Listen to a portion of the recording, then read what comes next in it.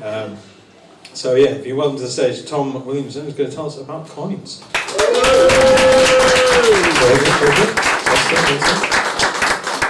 Right. Oh, am I getting feedback? Or am I too loud? About here? Okay, fair enough. Right, so I'm going to be talking about coins because I do a history podcast and I love stories, and I'm going to try and convince you that coins really do tell stories, because I've been up here before, well, not literally here, but I've been at Ignite talking about flags before, and the reason I always tell people I love flags is because flags tell stories. And I'm going to very quickly tell you one of my favourite little ones, which is I'm going to show you the flag of the Netherlands and Indonesia. And you'll notice that the Indonesian flag is the Dutch flag, but with the blue taken off, because that's what they did when the Indonesians were fighting for their independence. They'd take a Dutch flag, then rip the bottom off and go, there you go, there's our flag. So there's our coin, there's my coin collection. Left to right, it is royal tat, then on the headlines, and then all the Russian stuff. Not that I like Russia that much these days, Slavic, Ukrainian, all that. But the Russian, the coins, when you know how they're made, you understand that they're little time capsules, because you need a die, a blank, I've always known as a planchet, and a massive press to put down loads of pressure. So once you've no longer got the die, you can't make coins. So as a bit of history, this is the history of Russia from 1917, when you have the Tsar. You have then had two revolutions and a civil war before Lenin took over.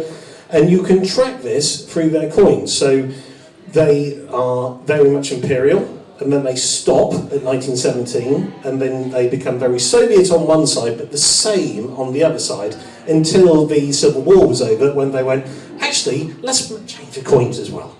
And Princess Diana, I'm sure we all remember her, so the mother of the next in line to the throne, and when she died in 1997, it was a huge shock to everyone. It felt like the world had ended.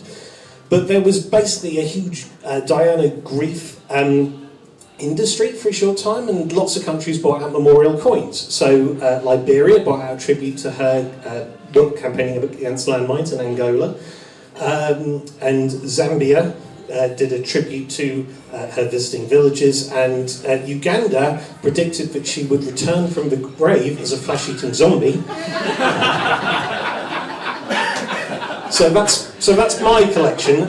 So now I'd like to tell the story of the most expensive coin in the world, and that's the 1933 St. Gaudens double eagle. And if you just look at it, it's beautiful. It's brand new, mint state 65, which is around 70. So beautiful coin, 90% gold, but it's the story that makes it valuable. So in 1933, the US Mint, as per usual, minted hundreds of thousands of $20 gold coins. But this was during the Depression. And for reasons which are too complicated to get into in this talk, the US government wanted to stop people hoarding gold.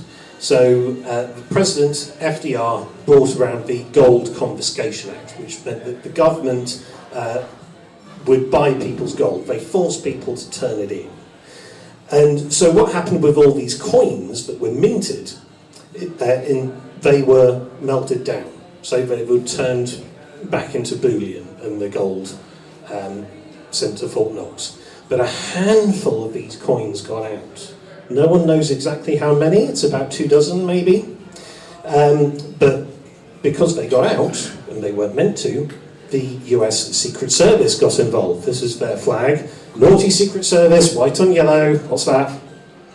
It's metal on metal, disobeys law of tincture, rubbish flag.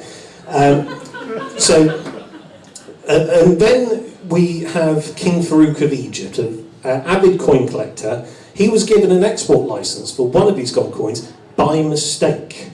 But he was then overthrown in 1952, and the US government went, can we have our coin back? And the Egyptians went, what coin?